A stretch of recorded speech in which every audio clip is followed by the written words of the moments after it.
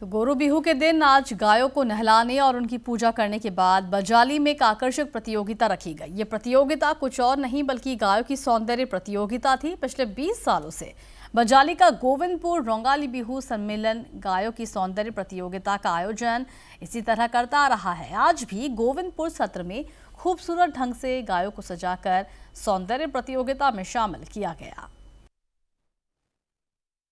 मैं 20 बছৰে মই এই প্ৰতিযোগিতাত মই প্ৰাইজ মই 3 বা 4 বাৰ পাইছোঁ।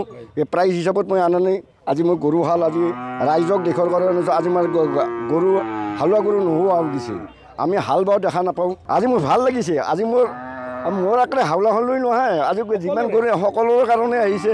মই মোটামুটি 14 বছৰমান ধৰি গৰু ৰাখি আছোঁ। ইয়াত প্ৰতিযোগিতাত কিমান বাৰ আনিলে? প্ৰতিযোগিতাত মই আজি 6 বছৰমান আনিলোঁ। খুব ভয় খাই আছে নেকি? নাই নাই, এই মানে গলিত থকা গৰুটো সাধাৰণতে পথাৰত মানে উলিয়া নাযায়, গলিতে গোহালিতে থাকে। আজি আপোনাৰ গৰু চাবলৈ ইমান মানুহ আহিছে সমগ্ৰ বজালিৰ পৰা, কেনেকুৱা অনুভৱ হয়? নাই, ভাল লাগে পৰিৱেশটো। গতিকে ভাল লগাৰ কাৰণে এইখন ৰাতিপুৱাৰ পৰা গৰুটোৰ লগতে আছোঁ আৰু মানে এই প্ৰতিযোগিতা ঢুলীয়া যেন হৈ আহিছে আপুনি। এইটো বিহুৰ সাজ আৰু বিহুৰ সাজ।